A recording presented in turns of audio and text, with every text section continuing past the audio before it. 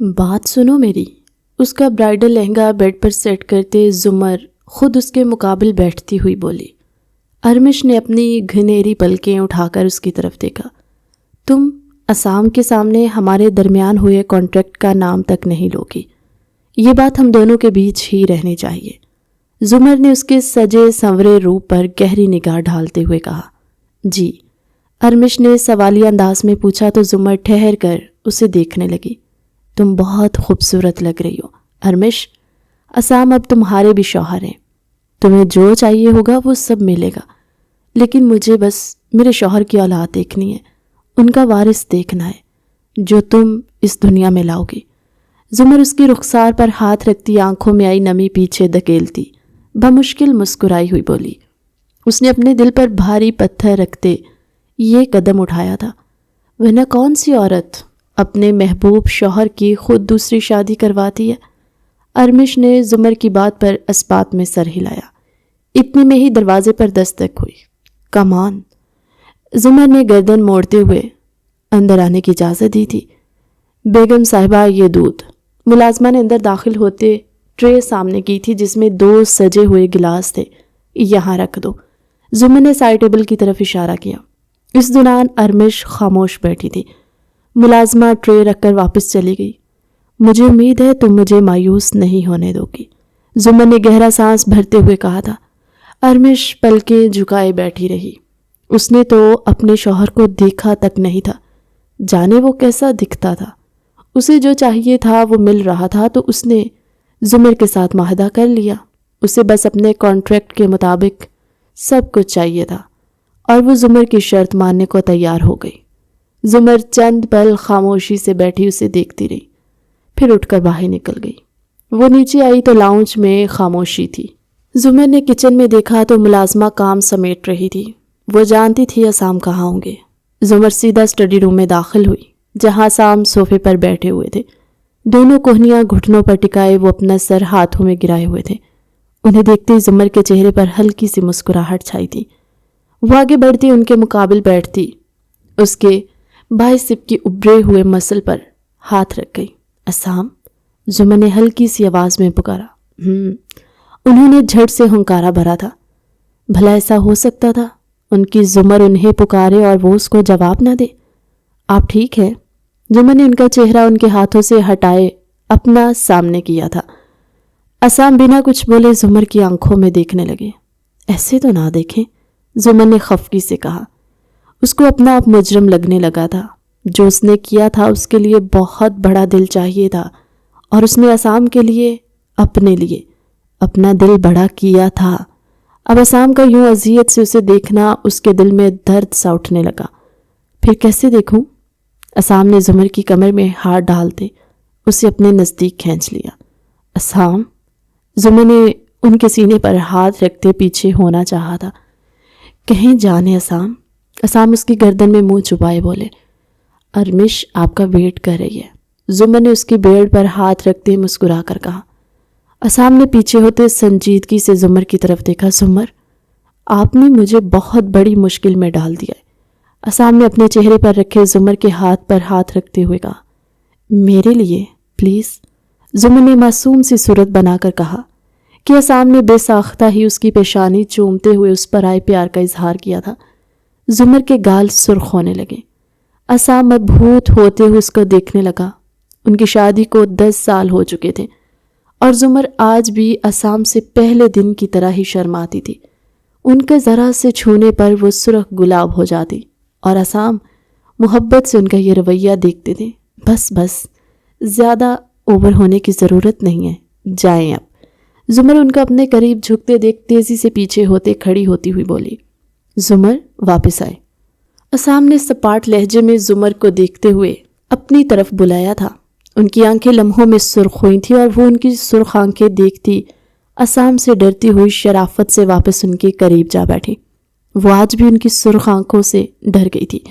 اسام نے جب زمر کو خود سے ڈرتے دیکھا تو اس کا نازک مخملی ہاتھ اپنے ہاتھوں میں لیا۔ زمر، میں ارمش کے ساتھ کوئی ناانصافی نہیں کروں گا، لیکن حقیقت یہی ہے کہ جو آپ کی جگہ ہے وہ کسی اور کی نہیں ہو سکتی۔ دوبارہ مجھے یوں کبھی بھی کسی کے لیے بھی خود سے دور مت چھٹکیے گا۔ ورنہ آپ جانتی ہیں میں آپ کو لے کر کتنا جنونی ہوں، آپ میرا جنون سہ نہیں پائیں گی۔ عصام سنجیدگی سے بول رہے تھے اور زمر انہیں سن رہی تھی۔ عصام کی بھاری آواز سن کر اس کے جسم پر ایک کپ کپی سی طاری ہوتی۔ میرا مقصد آپ کو دور چھٹکنا نہیں تھا، وہ غلطی سے ہو گیا، سوری، زمر نے پھنسی پھنسی آواز میں کہا۔ میں جانتا ہوں میرا بچہ، اس لیے آپ کو سمجھا رہا ہوں۔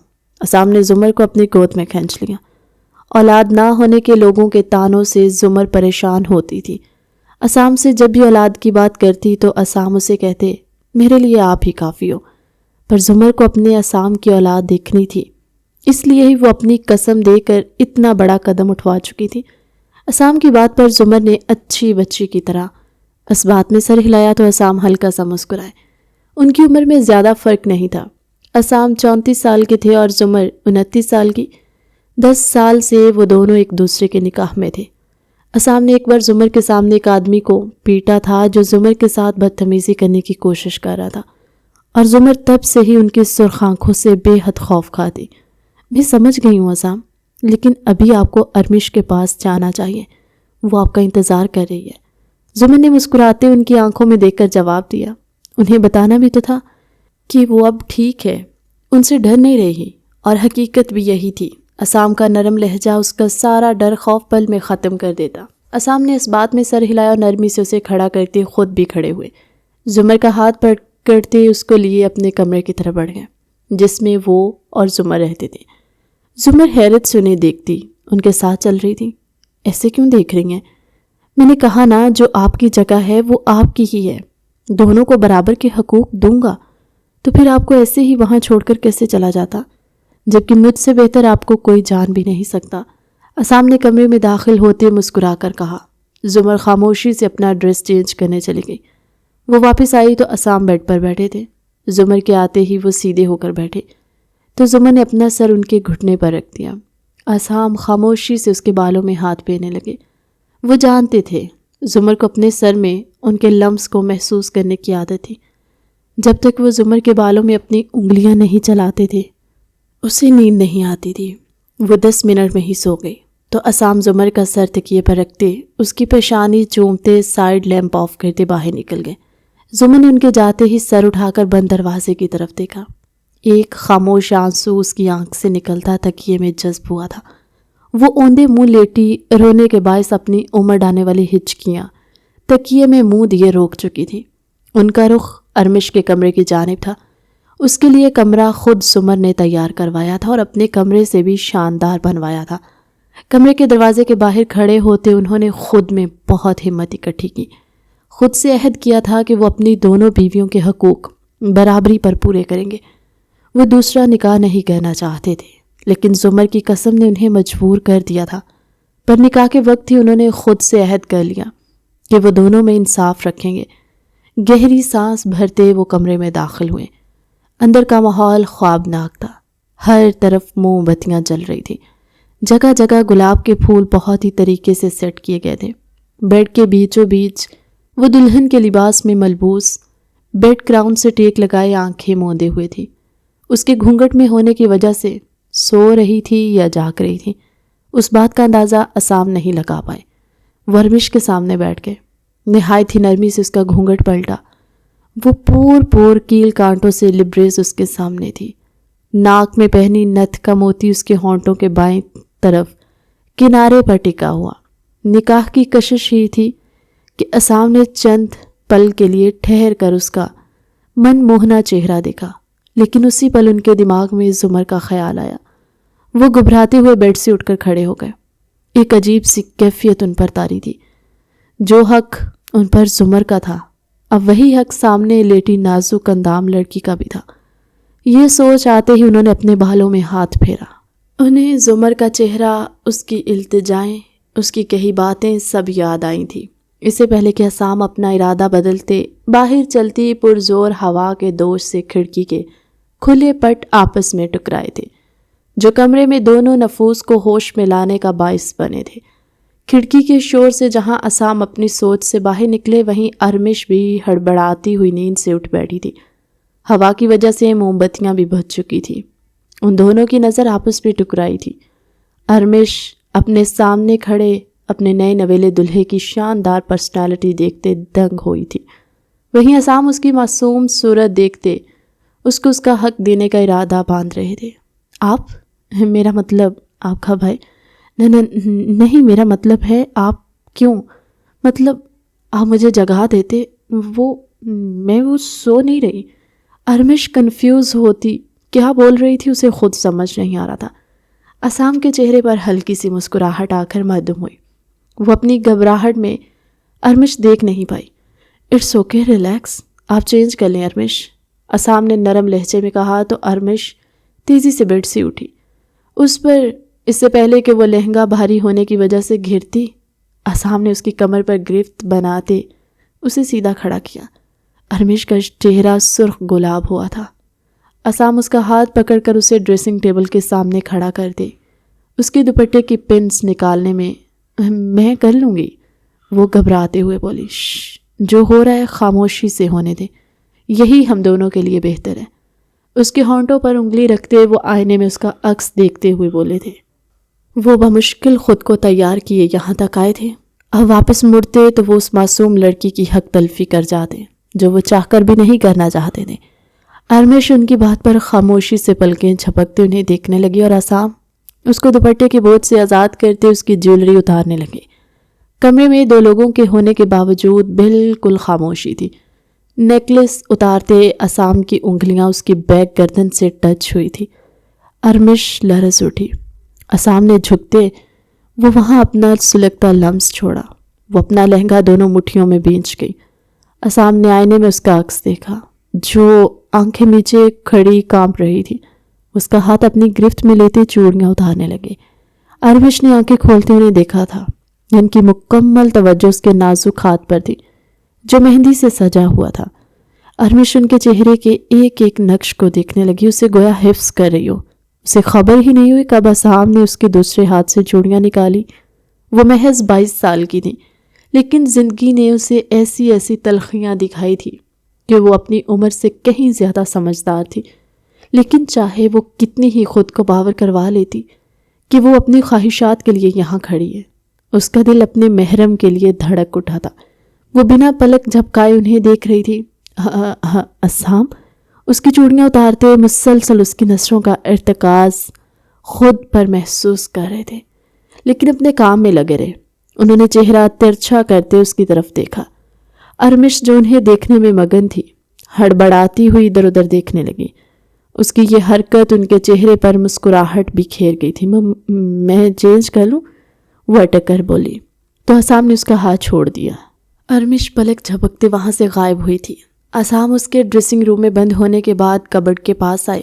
وہ جانتے تھے زمر نے ان کی ضرورت کی ہر چیز یہاں بھی مہیا کی ہوگی۔ کبڈ کھولتے انہیں وہاں ہر طرز کے اپنے کپڑے نظر آئے۔ وہ حسب عادت اپنا ٹراؤزر لیتے واش روم کی طرف بڑھ گئے۔ ارمش جیسے ہی ڈریسنگ روم میں داخل ہوئی وہاں لٹکی نائٹی دیکھتے کانوں کی لوؤں تک سرخ پڑی تھی۔ زمر اسے خاص تاکید کر کے گئی تھی، اس لیے مرتی کیا نہ کرتی کہ مصادق وہ نائٹی پہننے لگی۔ عصام فریش ہو کر واش روم سے باہر آئے۔ وہ صرف ٹراؤزر میں تھے، گلے میں تولیہ لٹکائے۔ انہوں نے خالی بیڈ دیکھا تھا۔ سر جھٹکتے وہ ڈریسنگ کے سامنے کھڑے ہوئے، اپنے بال برش کرنے لگے جب ان کی نظر بیڈ کے سائڈ ٹیبل پر پڑے گلاس پر پڑی۔ وہ لب بھینچ کے جانتے تھے یہ بھی زمر کا ہی کام ہوگا۔ اتنے میں ہی ڈریسنگ روم کا دروازہ کلک کی آواز کے ساتھ کھلا، لیکن ارمش باہر نہیں آئی۔ عصام نے اس کو سپیس دینے کے لیے بنا اس پر غور کیے تولیہ صوفے پر پھینکتے کھڑکی بند کرنے کے بعد لائٹس آف کی اور بیڈ کی طرف بڑھے۔ کمرے میں اندھیرا دیکھ کر ارمش کی بھی جان میں جان آئی تھی۔ وہ مکمل اندھیرے میں آہستہ آہستہ قدم اٹھاتی بیڈ کی طرف بڑھی تھی جب اس کا پیر سلپ ہوا اور وہ ایک ہی جھٹکے میں عصام کے سینے پر گری۔ عصام کے ہاتھ اسے سنبھالنے کے لیے بے ساختہ اس کی کمر کے گرد لپٹے۔ وہ مجھے پتہ نہیں چلا، ارمش اندھیرے میں انہیں دیکھنے کی کوشش کرتی ہوئی بولی۔ عصام نے رخ پلٹتے ارمش کو اپنے نیچے کیا، جو اپنے ہاتھ ان کے برہنہ سینے پر محسوس کرتی وہ سٹ پٹاتی ہوئی اپنے ہاتھ پیچھے کر گئی۔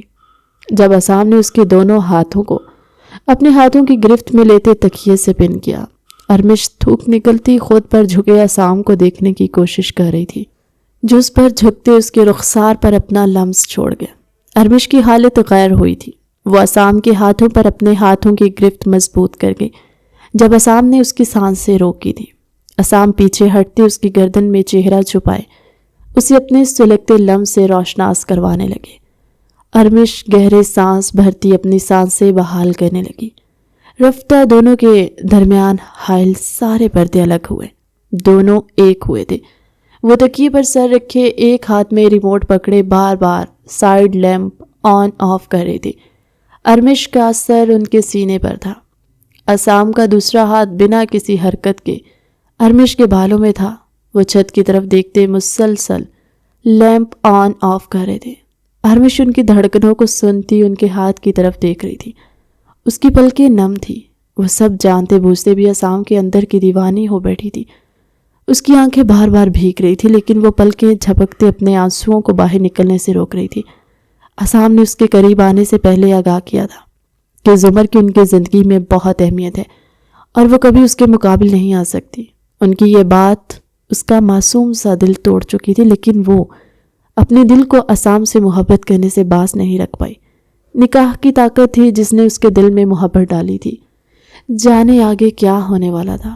ارمش نے اپنی ہی سوچوں میں ڈوبتے ہوئے آنکھ لگی۔ عصام فجر کے وقت اس کے کمرے سے باہر نکل آئے، جیسے کتنی ہی دیر سے بس اس انتظار میں ہوں کہ وہ فریش ہو کر وہاں سے نکلے تھے۔ لیکن کمرے میں آتے ہی وہ الماری سے اپنے کپڑے لیے ایک بار پھر سے فریش ہونے چلے گئے۔ زمر کمرے میں نہیں تھی، وہ جانتے تھے زمر پریئر روم میں جا چکی ہوگی۔ عصام بھی مسجد کے لیے نکل گئے۔ وہ تینوں نفوس اللہ کے حضور جھکے مختلف دعائیں مانگ رہے تھے۔ یا اللہ ان کے دل میں میرے لیے محبت ڈال دے۔ ارمش سسکی لیتے اپنا چہرہ اپنے ہاتھوں میں چھپا گئی۔ یا اللہ مجھے ہمت دے، مجھے میرے شوہر کی اولاد دیکھنے کی مہلت نصیب فرما میرے اللہ۔ زمر نم پلکوں کے ساتھ دونوں ہاتھ دعا کی صورت میں اٹھائے دعا مانگ رہی تھی۔ اس کے آنسو اس کے ہاتھوں پر گر رہے تھے۔ وہ کافی لمبی دعا مانگنے کے بعد پریئر روم سے باہر نکلتی کچن کی طرف بڑھ گئی۔ عصام واپس آ کر باہر لان میں ننگے پاؤں واک کرتے تھے اور زمر ان کے لیے فریش جوس بناتی تھی۔ پہلے اس کی ٹرے میں 2 گلاس ہوتے، آج 3 گلاس تھے۔ اس نے وہاں کھڑی ملازمہ کو ارمش کو بلانے بھیجا، خود وہ باہر نکل گئی۔ اس کے پیچھے ملازمہ ناشتے کی مکمل ٹرالی لیے ہوئی تھی۔ زمر نے معمول کے مطابق عصام کے سامنے جاتے اپنے دونوں ہاتھ سینے پر باندھے تھے۔ عصام اس کے مقابل رکتے اس کی سوجی ہوئی آنکھیں دیکھنے لگے۔ ان کی خود کی آنکھیں سرخ تھی جن کو دیکھتے زمر اپنی نظریں چرا گئی۔ ناشتہ کریں جناب، زمر نے خود کو سنبھالتے آئی برو چکاتے ہوئے کہا تو عصام نے اس کی پیشانی چومتی اس کا ہاتھ پکڑا تھا۔ ناشتہ باہر لان میں ہی لگایا گیا تھا۔ عصام زمر کا ہاتھ پکڑتے اس کو لیے ٹیبل کی طرف بڑھے۔ زمر کے لیے چیئر کھینچتے اس کو بٹھاتے خود سربراہی کرسی پر بیٹھے۔ کہ کون؟ وہ ہڑبڑاتے ہوئے بولی، میں آ رہی ہوں۔ اپنی آنکھوں سے نکلتے آنسو صاف کرتے اس نے باہر کھڑی ملازمہ کی بات سنتے اسے جواب دیا۔ وہ نماز پڑھ کر کھڑکی کے سامنے آ کھڑی ہوئی۔ جب اس کی نظر نیچے لان میں پڑی جہاں عصام بنا چپل کے واک کر رہے تھے، اس کا دل کیا وہ بھی نیچے جا کر ان کے ساتھ واک کرے، پر وہیں کھڑی ان کو دیکھتی رہی۔ وہ مسلسل 1 گھنٹہ واک کرتے رہے اور 1 گھنٹہ وہ ایک ہی پوزیشن میں کھڑی انہیں دیکھتی رہی۔ اس کی ٹانگیں شل ہو گئی تھی جب اسے زمر عصام کے سامنے آ کر کھڑی ہوتی نظر آئی تھی۔ ان دونوں کی جوڑی بے حد خوبصورت لگتی تھی۔ ارمش کو بھی دونوں کھڑے خوبصورت لگے تھے۔ وہ مسکرائی تھی۔ اس نے ساتھ ہی زمر کی جگہ خود کو تصور کیا، پر وہ تو کتنی چھوٹی تھی عصام سے، کیا وہ بھی اس کے ساتھ کھڑی پیاری لگی؟ وہ بس یہی سوچ سکی تھی جب عصام نے جھک کر زمر کی پیشانی پر لب رکھے تھے۔ ارمش کو زمر پر رشک آیا تھا۔ وہ شاندار آدمی زمر پر اپنی جان نچھاور کر سکتا تھا، یہ جانتی تھی وہ، پر وہ خود کہاں آتی تھی؟ زمر نے اسے کہا تھا تمہیں عصام کے دل میں خود اپنی جگہ بنانی ہوگی جس میں زمر اس کی مدد کرے گی، اور اب ارمش دل و جان سے زمر کی مدد لے کر عصام کے دل میں جگہ بنانے کی بھرپور کوشش کرنے والی تھی۔ عصام نے زمر کے لیے خود چیئر کھینچتے اسے بٹھایا۔ اتنے میں ہی اس کا دروازہ ناک ہوا تھا۔ وہ تیزی سے کھڑکی سے پیچھے ہٹی تھی جیسے اس کی چوری پکڑی گئی ہو۔ ملازمہ نے اسے کہا تھا بیگم صاحبہ آپ کو نیچے بلا رہی ہیں۔ اس کو بھیجتے وہ آئینے کے سامنے آئی۔ اس وقت مہرون کلر کا خوبصورت سا ڈریس پہنے، ہلکا ہلکا سا میک اپ کیے، اچھے سے خود پر دوپٹہ اوڑھے بہت خوبصورت لگ رہی تھی۔ خود سے مطمئن ہوتی وہ باہر نکل آئی۔ وہ باہر آئی تو عصام اور زمر اس کے انتظار میں بیٹھے کوئی بات کر رہے تھے۔ اس کو آتے دیکھ کر عصام بیٹھے رہے تھے جب زمر عصام کو گھورتے ہوئے خود کھڑی ہوئی تھی۔ ارے ارمش آؤ نا، وہاں کیوں رک گئی ہو؟ اس کو کافی فاصلے پر رکتے دیکھ کر زمر کھڑی ہوتی اس کی طرف ہاتھ بڑھا گئی۔ ارمش نے آگے آتے اس کے ہاتھ پر ہاتھ رکھا تھا۔ ماشاءاللہ، بہت خوبصورت لگ رہی ہو، اس کی رخسار پر لب رکھتے وہ خوش دلی سے بولی تھی۔ عصام نے زمر کی حرکت پر اسے گھور کر دیکھا۔ جب اس کی اگلی حرکت پر ان کی آنکھیں سرخ ہوئی۔ زمر کی بات اور حرکت پر ارمش چھمپ سی گئی۔ جب زمر نے اسے اس چیئر پر بٹھایا جہاں وہ خود بیٹھی ہوئی تھی، زمر پیچھے ہٹتی جب ارمش نے اس کا ہاتھ پکڑ لیا۔ عصام زمر کو ہی دیکھ رہے تھے جو خود اپنی جگہ کسی اور کو دینے کی کوشش کر رہی تھی۔ کیا ہوا ارمش؟ زمر نے رکتے ہوئے اس کی طرف دیکھا۔ زمر آپی، یہ آپ کی جگہ ہے، آپ بیٹھے یہاں۔ ارمش نے کھڑے ہوتے سنجیدگی سے کہا تو عصام اور زمر دونوں ہی اسے دیکھنے لگے جس نے زمر کو واپس اس کے چہر پر بٹھایا تھا اور خود گھوم کر جاتی دوسری طرف زمر کے سامنے بیٹھی۔ زمر نے مسکراتے ہوئے اسے دیکھا۔ وہیں عصام جو رخ ترچھا کیے زمر کو دیکھ رہا تھا، وہ سیدھے ہو کر بیٹھ کے۔ ارمش کا یہ عمل ان کے دل میں اس کے لیے خود بخود ایک پازیٹیو کارنر جگا گیا تھا جس نے زمر کی جگہ لینے کی کوشش نہیں کی تھی۔ اب ناشتہ شروع کرے؟ زمر نے ان دونوں کو دیکھتے آنکھیں پٹ پٹا کر کہا تو دونوں بے ساختہ اسبات میں سر ہلایا تھا۔ ناشتہ کرتے ہی عصام ایک میٹنگ کے سلسلے میں چلے گئے تھے۔ وہ تھوڑی دیر بعد آنے والے تھے جبکہ زمر ارمش کو لے کر لاؤنج میں آ گئی جہاں ڈیزائنرز ارمش کے لیے ولیمے کا ڈریس لانے والے تھے۔ ولیمہ کل تھا جس کے لیے عصام کے سارے بزنس سرکل کو زمر نے انوائٹ کیا تھا۔ ڈیزائنرز مختلف طرز ڈریسز کے ساتھ پہنچ چکے تھے۔ ابھی وہ ارمش کے لیے اور اپنے ڈریس منتخب کر رہی تھی۔ ارمش خاموش بیٹھی تھی۔ زمر بار بار ارمش کو بھی مخاطب کر رہی تھی اور وہ ہوں ہاں میں ہی جواب دے رہی تھی۔ بالآخر دونوں کو ڈریس پسند آ ہی گیا۔ ارمش کا ڈریس پسند کرنے کے بعد زمر نے اپنے لیے سلیکٹ کیا۔ تھوڑی دیر تک عصام بھی آ چکے تھے۔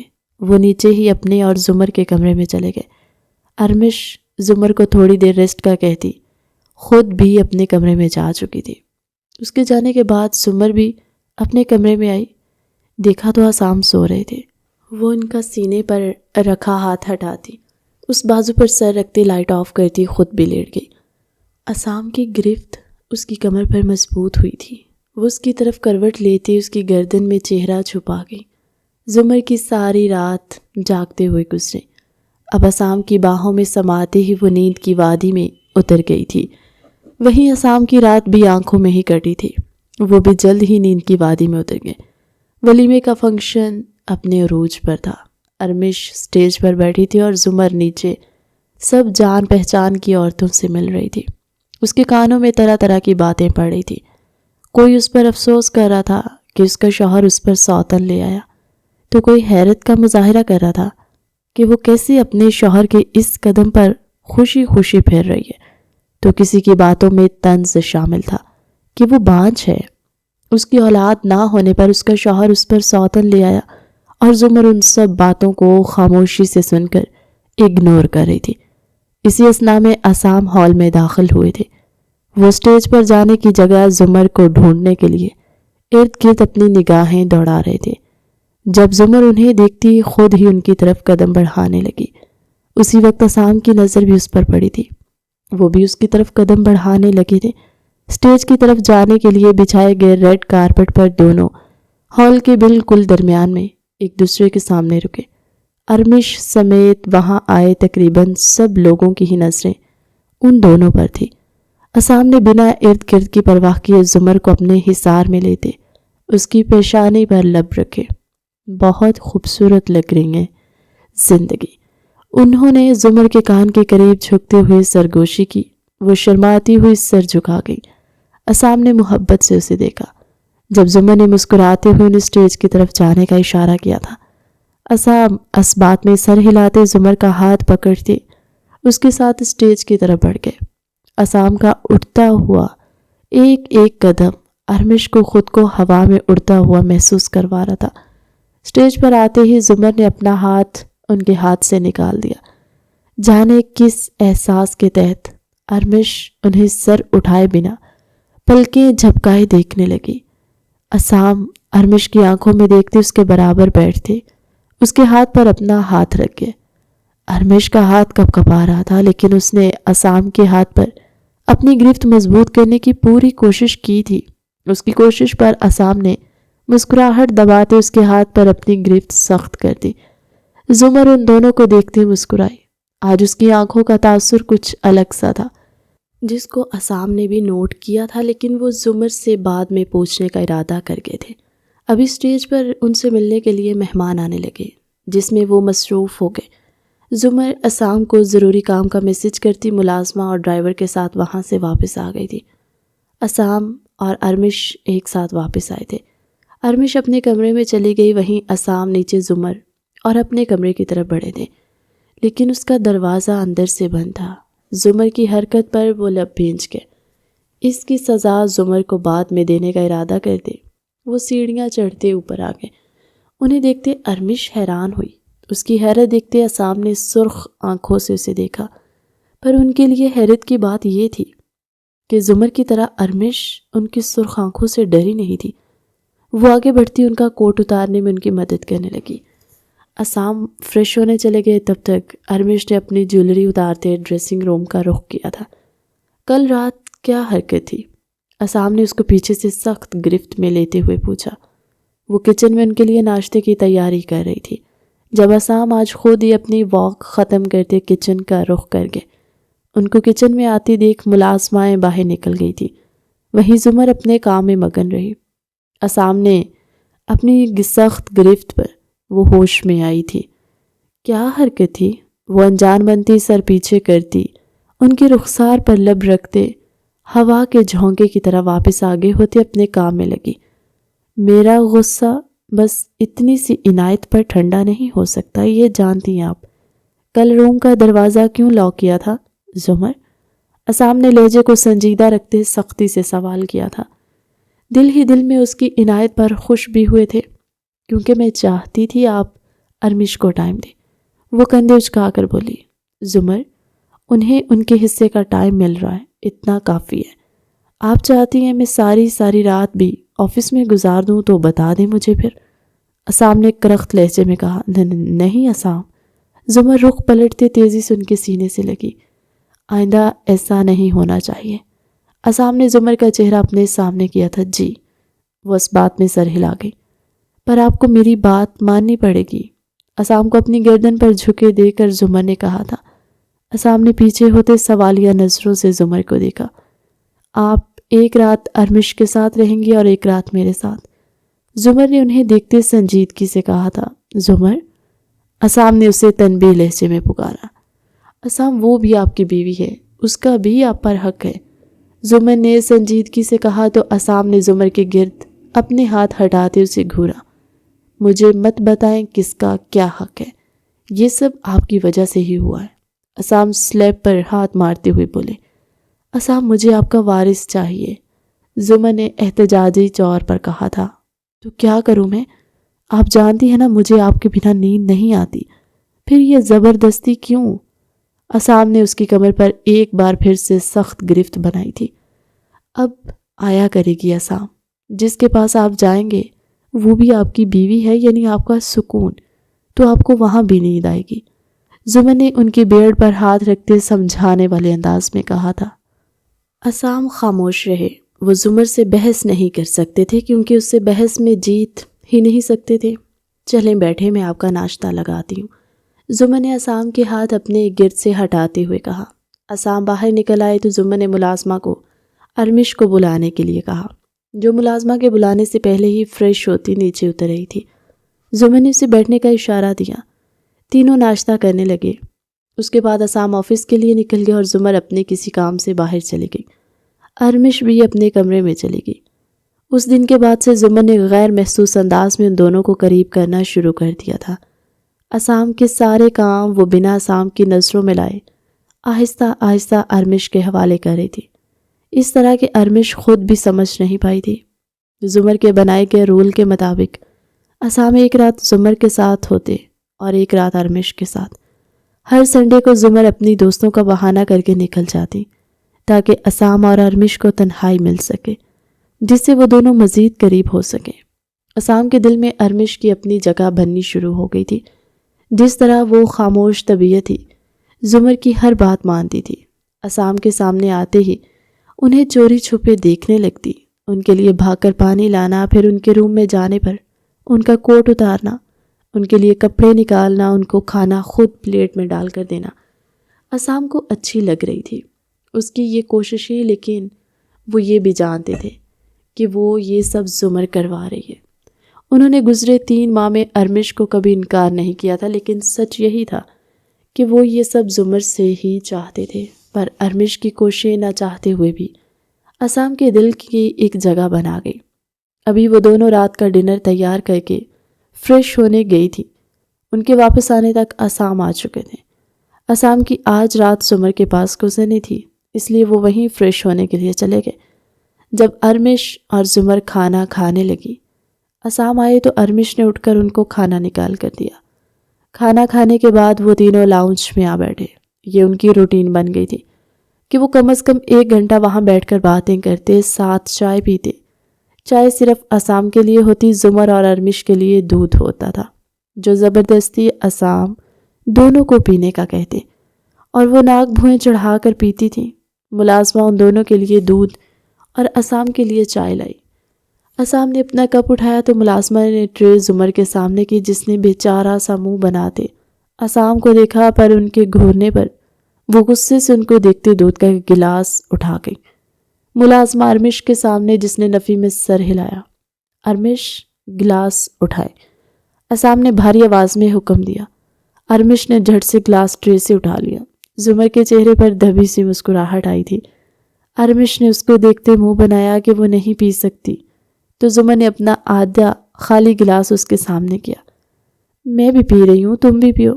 ان کو اشاروں میں باتیں کرتے دیکھ کر عصام چائے کا کپ ہونٹوں سے لگاتے اپنی مسکراہٹ چھپانے لگے۔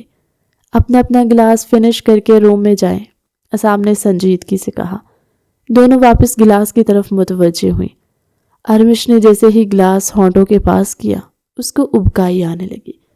وہ گلاس ٹیبل پر رکھتی بھاگتی ہوئی نیچے ہی واش روم میں گئی تھی۔ زمر بھی اس کے پیچھے بھاگی۔ عصام حیران ہوتے ملازمہ کو بلا کر وہاں سے برتن اٹھانے کا کہتے ان کے پیچھے پڑے۔ وہ جب کمرے میں داخل ہوئی تو زمر نے ڈھال سی ارمش کو پکڑے واش روم سے باہر نکل رہی تھی۔ انہیں کیا ہوا؟ عصام نے حیرت سے پوچھا۔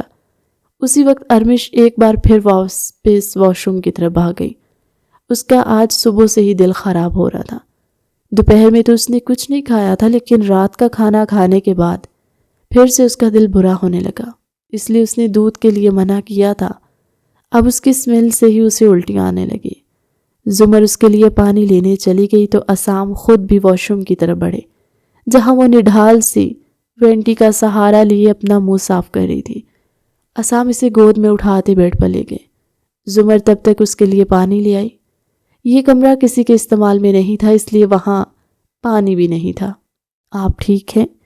عصام نے پانی کا گلاس اس کے ہونٹوں سے لگاتے ہوئے پوچھا۔ وہ اس بات میں سر ہلاتے 2 گھونٹ لے کر منہ پیچھے کر گئی۔ عصام، مجھے اس کی طبیعت ٹھیک نہیں لگ رہی۔ زمر نے اس کی زرد بڑھتی رنگت دیکھ کر کہا۔ ڈاکٹر کے پاس چلتے ہیں۔ عصام نے کہا تھا، نہیں، مجھے نہیں جانا۔ ارمش اڑے ہوئے رنگ کے ساتھ بولی۔ لیکن ارمش، زمر نے آگے بڑھتے اسے سمجھانا چاہا تھا۔ وہ اس کے ٹراما کے بارے میں جانتی تھی۔ نہیں، مجھے نہیں جانا، وہ مجھے انجیکشن لگائیں گے، مجھے مار دیں گے۔ وہ روتی ہوئی نفی میں سر ہلانے لگی۔ عصام نے حیرت سے زمر کی طرف دیکھتے واپس ارمش کی طرف دیکھا، جو نفی میں سر ہلاتی رو رہی تھی۔ اچھا، نہیں جاتے، آپ روئیں تو مت، عصام نے اس کے آنسو صاف کرتے ہوئے کہا۔ مجھے نہیں جانا، وہ مجھے مار دیں گے۔ ارمش عصام کے سینے سے لگتی بڑبڑائی تھی۔ زمر کے سامنے اسے یوں خود کے سینے لگتے دیکھا عصام ہڑبڑائے۔ انہوں نے زمر کی طرف دیکھا جو کھڑی مسکرا رہی تھی۔ عصام کو اس پر غصہ آیا تھا۔ کیسی بیوی تھی وہ جو اپنی سوتن کو اپنے شوہر کے گلے لگے دیکھ کر مسکرا رہی تھی۔ عصام، اس کو ٹراما ہے ہاسپٹل سے، میں نے کال کر دی ہے، ڈاکٹر یہیں آ کر چیک اپ کر جائیں گے۔ زمر نے عصام کی نظریں خود پر محسوس کرتے سنجیدگی سے کہا۔ زمر آپی، وہ مجھے مار دیں گی۔ زمر کی بات سنتے وہ اپنا چہرہ عصام کے سینے سے ہٹاتی پیچھے ہوتی ہوئی بولی، کوئی کچھ نہیں کہے گا، عصام ہے نا یہاں؟ زمر نے مسکراتے ہوئے اس کے چہرے پر آئے بال پیچھے کرتے ہوئے کہا۔ جب زمر کا وہی ہاتھ عصام نے اپنے ہاتھ میں لے لیا، آپ میری ہیں بس، دوبارہ اگر کسی دوسرے کو چھوا بھی تو اپنے انجام کے ذمہ دار آپ خود ہوں گے۔ ارمش کو آنکھیں موندے لیٹے دیکھ کر عصام زمر کا ہاتھ کھینچ کر اسے فاصلے پر لے جاتے جنونی انداز میں بولے۔ ان کی بات سنتے زمر نے گہرا سانس بھرا۔ تب تک ڈاکٹر بھی آ چکی تھی۔ عصام باہر چلے گئے۔ زمر اندر ہی تھی، جس کا ہاتھ پکڑے ارمش اس کے ساتھ چپکنے کی کوشش کر رہی تھی، پر ڈاکٹر نے اس کو بہت نرمی سے ڈیل کیا، جس کے بعد وہ تھوڑی ریلیکس ہو گئی تھی۔ ڈاکٹر اس کا مکمل چیک اپ کرتی باہر گئی۔ زمر بھی اس کو ریسٹ کرنے کا کہتی باہر نکل آئی۔ وہ عصام کے برابر ٹھہرتی ڈاکٹر کو سوالیہ نظروں سے دیکھنے لگی۔ Congratulations Mr and Mrs Isam Shirazi, she is pregnant. کل آپ انہیں ہاسپٹل لے آئے، مزید تفصیلی چیک اپ ان کا وہاں کریں گے۔ ڈاکٹر پیشہ ورانہ انداز میں بولی تھی۔ زمر تو گنگ کھڑی تھی۔ عصام کی حالت بھی ایسی ہی تھی۔ ڈاکٹر ان دونوں کو دیکھتی مسکرائی تھی۔ وہ ان دونوں کو بہت عرصے سے جانتی تھی۔ زمر ان کے پاس ہی اپنے علاج کے لیے جا رہی تھی۔ زمر آپ آج، ڈاکٹر بول رہی تھی جب زمر نے اس کی بات کاٹی، عصام آپ ارمش کے پاس جائیں، اسے یہ گڈ نیوز دیں، میں ڈاکٹر تسمیہ کا منہ میٹھا کرواتے انہیں باہر تک چھوڑا کراتی ہوں۔ زمر تیزی سے بولتی ڈاکٹر تسمیہ کو کھینچتی ہوئی اپنے ساتھ لے گئی۔ یہ آپ کیا کہہ رہی تھی ڈاکٹر؟ میں نے آپ کو منع کیا تھا نا، میرے متعلق آپ کسی بھی قسم کی بات عصام کے پاس نہیں کریں گے۔ زمر دروازے کے پاس پہنچتے دبی دبی آواز میں بولی، لیکن زمر آئی تھنک آپ کو انہیں بتا دینا چاہیے، اور آج آپ کا چیک اپ تھا، ہاسپٹل کیوں نہیں آئی؟ ڈاکٹر تسمیہ نے سنجیدگی سے کہا، میں کل آؤں گی ڈاکٹر، ابھی آپ جائیں اور عصام کو اس بارے میں پتہ نہیں چلنا چاہیے۔ زمر نے سنجیدگی سے کہا اور واپس پلٹ آئی تھی۔ عصام کمرے میں داخل ہوئے تو وہ بیڈ گراؤنڈ سے ٹیک لگائے بیٹھی ہوئی تھی۔ بہت مبارک ہو آپ کو ماما ٹو بی، عصام نے اس کی پیشانی پر ہونٹ رکھتے ہوئے کہا تو ارمش نے حیرت سے ان کی طرف دیکھا۔ پہلے تو وہ سمجھ نہیں پائی، لیکن جب سمجھ آئی تھی تو اس کا چہرہ سرخ پڑ گیا تھا۔ ایسا لگ رہا تھا جیسے سارے جسم کا خون اس کے چہرے پر آ چکا ہو۔ اس کے شرمانے پر عصام مسکرائے تھے۔ وہ اس کے دونوں گالوں پر اپنا لمس چھوڑتے اسے مزید سرخ کر گئے۔ اولاد کی چاہ تو انہیں بھی تھی، پر وہ اپنے رب کی رضا میں راضی تھے۔ زمر نے فورس کر کے ان سے یہ قدم اٹھوایا تھا، اور آج وہ والد کے عہدے پر فائز ہونے والے تھے۔ ان کا دل بے حد خوش تھا۔ یہ احساس ہی ان کے لیے الگ سا کچھ نیا سا تھا۔ یہی ریسٹ کرنا چاہتے ہیں یا اپنے روم میں جانا ہے؟ عصام نے اس کے رخسار پر اپنا انگوٹھا سہلاتے ہوئے پوچھا۔ روم میں، وہ ہچکچاتے ہوئے بولی۔ جب عصام اس بات میں سر ہلاتے بیڈ سے کھڑے ہوئے تھے، ارمش بھی ان کے پیچھے ہی کھڑی ہو گئی۔ عصام اس کو اپنے حصار میں لیے اس کے کمرے میں لے آئے۔ وہ بیڈ پر لیٹتی کروٹیں بدل گئی۔ جب اسے عصام اپنے پاس لیٹتے ہوئے محسوس ہوئے، وہ پلٹی تو اس کا سر عصام کے سینے سے ٹکرایا۔ عصام نے اس کے گرد اپنی گرفت مضبوط کر دی۔ تھوڑی ہی دیر میں وہ نیند کی وادی میں اتر گئی۔ عصام اسے بیڈ پر لٹاتے خود باہر نکل آئے۔ وہ جانتے تھے زمر ان کے انتظار میں ہوگی، جس دن کا وہ بے صبری سے انتظار کر رہی تھی، جس خبر کے لیے اس نے یہ قدم اٹھا لیا تھا۔ آج اسے وہ خبر ملی تھی تو وہ اس خوشی کو عصام کے ساتھ شیئر کرنے کے لیے بےتاب ہوگی۔ وہ کمرے میں داخل ہوئے تو زمر میوزک لگائے ہلکا ہلکا جھوم رہی تھی۔ عصام کو دیکھتے چہکی، ان کو کھینچتی ہوئی کمرے کے درمیان میں لاتی، عصام کے دونوں ہاتھ اپنی کمر میں رکھتی، اپنے دونوں ہاتھ اس کے کندھوں پر رکھ گئی۔ عصام آپ بابا بننے والے اور میں بڑی ماما، آئی ایم سو ہیپی، وہ خوشی سے چہکتی ہوئی بولی تو عصام نے اس کے گرد گرفت مضبوط کرتے اس کے لبوں کی ہنسی اپنے انداز میں چرائی تھی۔ سانس رکنے پر وہ ان کے سینے پر مکوں کی برسات کرنے لگی، پر عصام اپنی من مرضی کر کے ہی پیچھے ہٹے تھے۔ وہ گہری سانس لیتی انہیں گھورنے لگی۔ اس کی حالت دیکھتے عصام نے کہا لگایا تھا، پھر ایک دم سے وہ سنجیدہ ہو گئے۔ میں آج بھی آپ کے لیے وہی ہوں مسز، چاہیے آپ بڑی ماما ہی کیوں نہ بن جائے۔ آپ جانتی ہیں مجھے آپ کے ارد گرد بھی کوئی پسند نہیں، عصام نے غصے سے کہا۔ وہ کوئی اور نہیں آپ کی بیوی ہے اور اب آپ کے بچے کی ہونے والی ماں بھی، عصام، اور آپ کو آج رات اس کے پاس ہونا چاہیے تھا، پھر آپ یہاں کیوں آئے؟ اس نے سنجیدگی سے پوچھا۔ مجھے مت بتائیں مجھے کہاں ہونا چاہیے، آپ کا ہی بنایا ہوا رول فالو کر رہا ہوں، عصام نے بھی سنجیدگی سے کہا۔ زمر خاموش ہو گئی۔ عصام کی گرفت اس کے گرد مزید مضبوط ہو گئی۔ وہ اسے اٹھائے بیڈ کی طرف چل دیے۔ دیکھتے ہی دیکھتے 3 ماہ گزر گئے تھے۔ ان گزرے 3 ماہ میں زمر اور عصام نے ایک سے ہتھیلی کا چھالا بنا رکھا تھا۔ ارمش کے مزاج میں پہلے سے زیادہ فرق آ چکا تھا۔ وہ ان دونوں سے ہی اپنے لاڈ اٹھواتی۔ جب سے اس نے ہوش سنبھالی تھی، خود کو اس یتیم خانے میں پایا، اب اسے احساس ہونے لگا تھا کہ اس کے بھی اپنے ہیں اور وہ ان کو کبھی کھونا نہیں چاہتی۔ ان کی محبت کے جواب میں وہ بھی آگے سے انہیں محبت ہی دیتی تھی۔ عصام اور زمر کی طرح اس کے لیے بھی یہ بچہ بہت خاص تھا۔ ابھی بھی وہ لاؤنج میں بیٹھی پاؤں جھلاتی ہوئی سوچ رہی تھی کہ ابھی تک زمر ابھی باہر کیوں نہیں آئی، ورنہ اس ٹائم تک تو وہ اٹھ جاتی ہیں۔ عصام رات ارمش کے پاس تھا۔ وہ تیار ہو کر جب نیچے آئے تو زمر اپنے کمرے میں سو رہی تھی۔ وہ اسے بنا ڈسٹرب کیے واپس چلے گئے۔ اس کے بعد جب ارمش نیچے آئی تو تب بھی زمر کے باہر آنے کا انتظار میں تھی، لیکن وہ ابھی تک باہر نہیں آئی تھی تو ارمش نے خود ہی اس کے کمرے میں جانے کا فیصلہ کیا۔ وہ کمرے میں داخل ہوئی تو وہاں ابھی بھی رات کا سما تھا۔ وہ لائٹس آن کرتے، پردے پیچھے کرتے ونڈو کھول گئی۔ جب اسے زمر کے کراہنے کی آواز سنی، زمر آپ ٹھیک ہے؟ وہ تیزی سے بیڈ کے پاس جاتی اس کے سرہانے کھڑی ہو کر بولی تھی۔ زمر اپنے جسم میں ہوتے درد پر چلائی تھی۔ زمر آپی؟ وہ پریشان سی ہوتی اس کے پاس بیٹھتی، اس کے چہرے پر ہاتھ رکھتی، اسے اٹھانے لگی۔ دوائی؟ زمر بند آنکھوں کے ساتھ بولی۔ دوائی کہاں ہے آپ کی دوائی؟ ارمش نے حیرت سے پوچھا۔ جب زمر نے الماری کی طرف اشارہ کیا، ارمش نے آگے بڑھتے الماری کھولی۔ اسے کپڑوں کے علاوہ کچھ نظر نہیں آیا۔ جب اس نے کپڑے ایک سائڈ پر کیے تو اسے سامنے کی دوائیوں کا ایک ڈھیر پڑا نظر آیا۔ اس نے دوائیں اٹھائی تھی اور زمر کے پاس لے گئی۔ زمر نے اس کو اشارے سے بتایا کہ کون سی دوائی کھانی ہے تو زمر کو بٹھاتے اس نے وہ گولی اس کے ہاتھ پر رکھی۔ اس کو پانی پلاتے ارمش نے مڑ کر واپس لٹایا، جو پھر سے بے سدھ ہو گئی۔ ارمش نے دوائی واپس الماری میں رکھی۔ جب اس کی نظر ساتھ پڑی رپورٹس پر گئی، اس نے وہ رپورٹس اٹھا کر دیکھنا شروع کر دی۔ وہ جیسے جیسے رپورٹس پڑھ رہی تھی اس کو لگ رہا تھا اس کے سر میں دھماکے ہو رہے ہیں۔ زمر رپورٹس لاکر میں رکھتی تھی، لیکن کل اس نے ڈاکٹر کے ہاں واپس آنے کے بعد خود میں ہمت نہیں پائی لاکر میں رکھنے کی، تو اس کو بھی وہیں چھوڑ دیا۔ زمر آپی، آپ کو کینسر ہے؟ Last stage? وہ بڑبڑائی تھی۔ اس کی آنکھوں سے زاروں کی طرح آنسو گرنے لگے۔ یہ کیسے ہو سکتا ہے؟ وہ حیرت سے کبھی رپورٹس دیکھتی تو کبھی زمر کو دیکھ رہی تھی، جو دوائی کھانے کے بعد اب تھوڑی پرسکون ہوتی اپنے حواس میں واپس لوٹ رہی تھی۔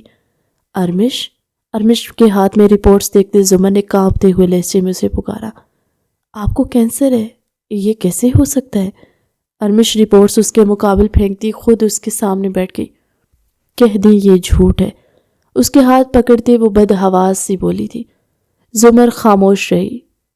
میں آپ سے کچھ کہہ رہی ہوں۔ زمر کے جواب نہ دینے پر وہ چھوٹے بچے کی طرح چلائی تھی، جسے اپنی مرضی کی بات سننی ہوتی ہے۔ پلیز کہہ دیں یہ جھوٹ ہے، اس کو جھنجھوڑتے ہوئے اس بار التجائیہ لہجے میں بولی۔ رونے سے اس کی ہچکیاں بند گئی۔ ارمش چپ ہو جاؤ، تمہارا رونا بیبی کے لیے ٹھیک نہیں ہے۔ ارمش کے آنسو صاف کرتی وہ نرمی سے بولی۔ نہیں، پہلے آپ بتائیں یہ کیا ہے؟ اپنی گال پر ٹھہرا زمر کا ہاتھ پکڑتے ہوئے بولی۔ یہ سچ ہے ارمش، زمر نے سپاٹ لہجے میں کہا تھا۔ نہیں، ابھی تو مجھے آپ ملی ہیں، مجھے فیملی ملی ہے، یہ کیسے ہو سکتا ہے؟ ارمش نے نفی میں سر ہلایا۔ میں عصام کو کال کرتی ہوں، وہ بتائیں گے آپ جھوٹ بولتی ہیں، میں آپ سے بات نہیں کروں گی۔ وہ سائڈ ٹیبل پر پڑے اپنے فون کی طرف لپکی۔ ارمش، انہیں نہیں معلوم اور تم انہیں بتاؤ گی بھی نہیں، تمہیں عصام کی قسم۔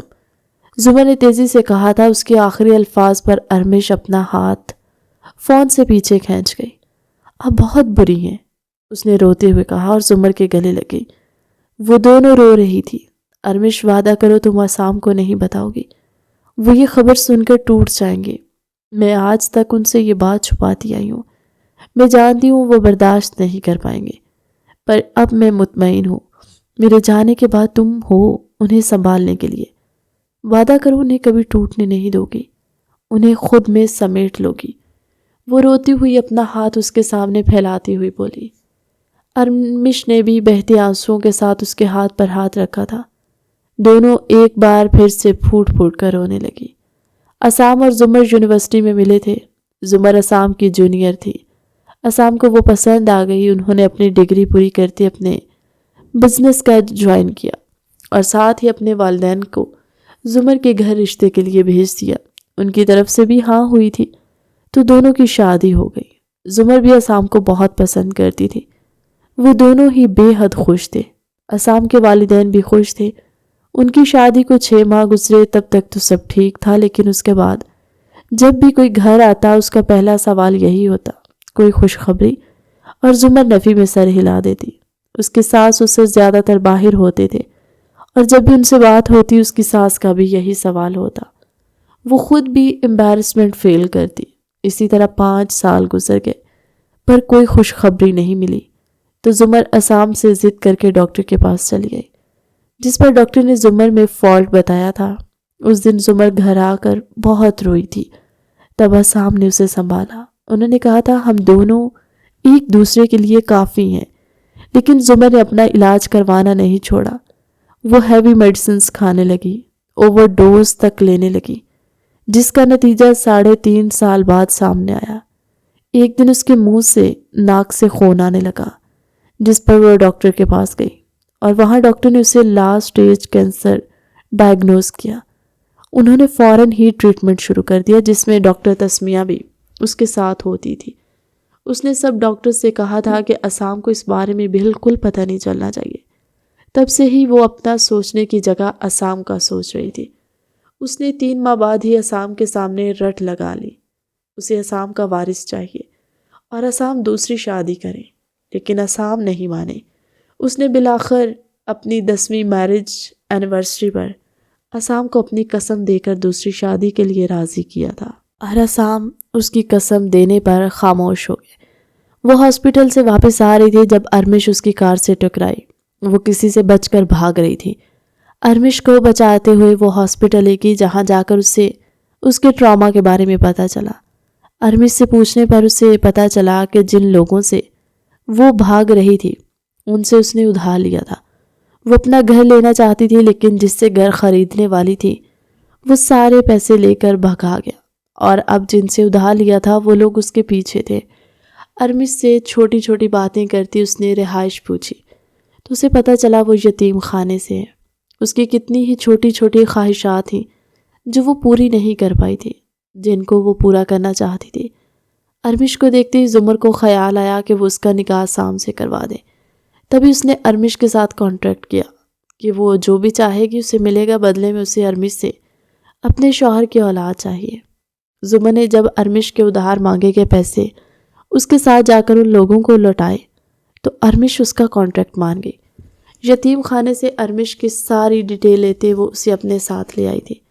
اس نے ارمش کو اپنی دوست کے ہاں ٹھہرایا اور خود گھر چلی آئی۔ وہاں آتے ہی اس نے اسام کو راضی کیا کہ وہ کل نکاح کریں گے۔ وہ کسی صورت نہیں مانا چاہتے تھے، پر ارمش نے زمر نے اپنی قسم دے کر انہیں باندھ دیا۔ اگلے دن ہی زمر ارمش کے ساتھ ان کا نکاح کروا کر اسے شیرازی مینشن لے آئی۔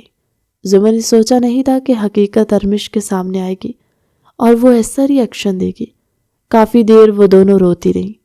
جب زمر نے اسے حوصلہ دیا، خاموش کروایا اور پھر سے ایک بار وہ اسے وعدہ لے گئی کہ وہ اسام کو پتہ نہیں چلنے دے گی، جس پر اس نے اس بات میں سر ہلایا۔ آج خیریت ہے؟ آپ دونوں ٹھیک ہیں؟ ڈنر پر غیر معمولی خاموشی محسوس کرتے ہوئے بولے۔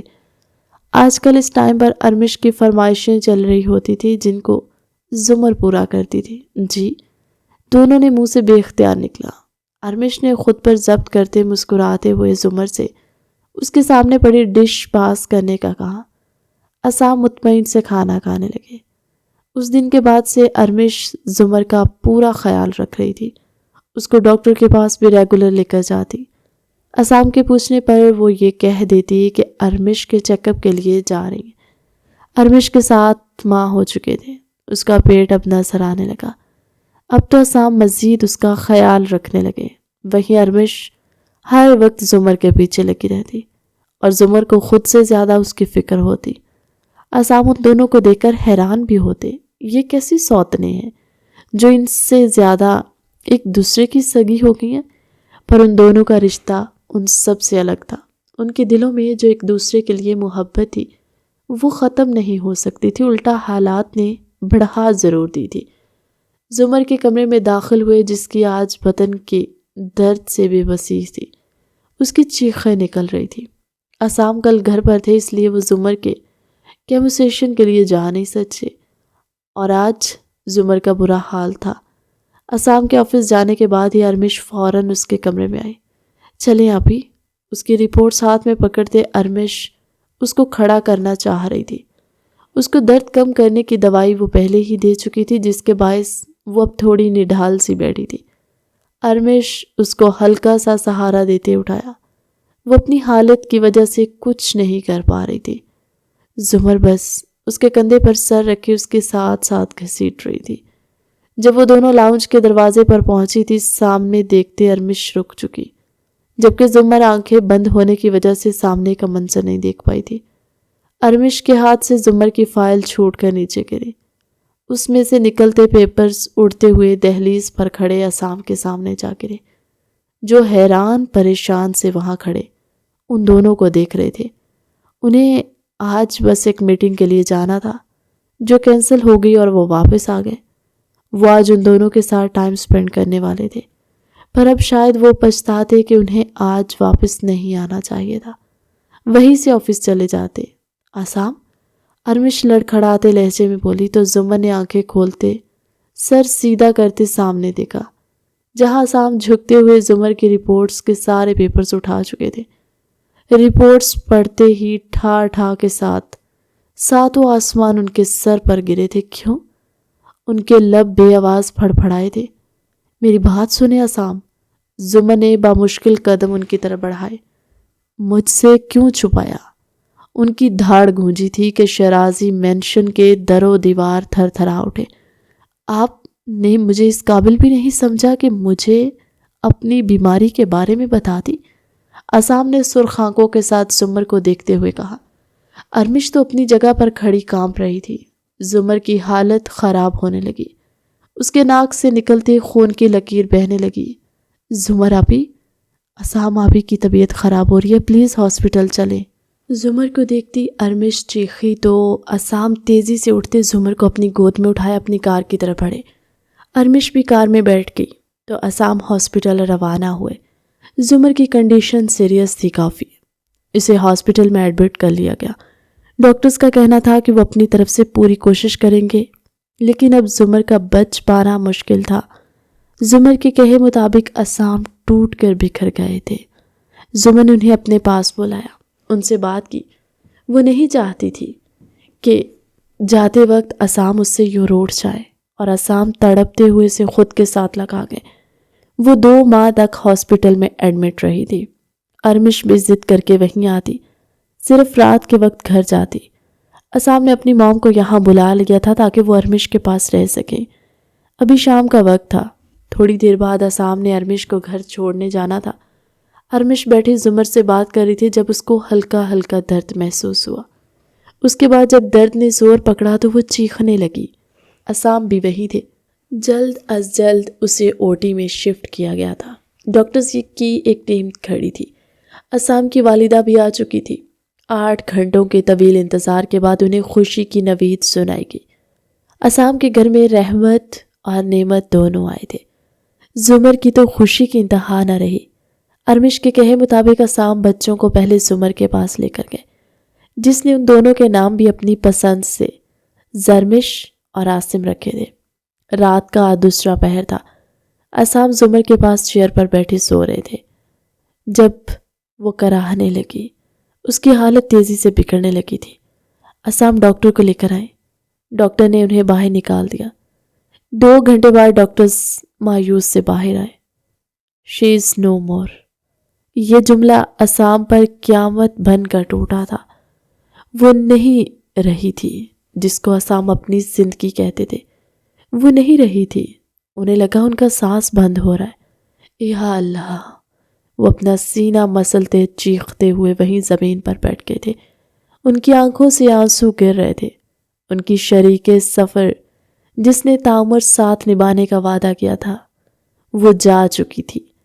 وہ جا چکی تھی، اپنے پیچھے اپنی یادیں چھوڑ گئی تھی، ڈھیر ساری یادیں کہ زرمش اور عاصم بھی 5 سال کے ہوتے اپنی بڑی ماما کی ہر عادت سے واقف ہو چکے تھے۔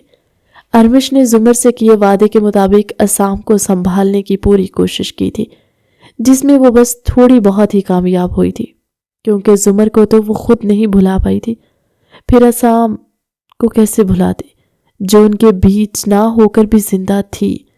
عاصم اور زرمش دونوں اپنے بابا کے ساتھ روزانہ اپنی بڑی ماما کی قبر پر جاتے، جہاں اس کی قبر کے سرہانے لگے کتبے پر زمر عصام شیرازی زوجہ عصام شیرازی لکھا ہوا تھا۔ کچھ کردار ایسے بھی ہوتے ہیں جو سب کے لیے مخلص ہوتے ہیں، جن کے دل اپنے سے جڑے لوگوں کے لیے ہمیشہ ہی اچھا سوچتے ہیں۔ امید ہے آپ کو ناول پسند آیا ہوگا۔ ملتے ہیں ایک نئی کہانی کے ساتھ اگلی ویڈیو میں، تب تک کے لیے اللہ حافظ۔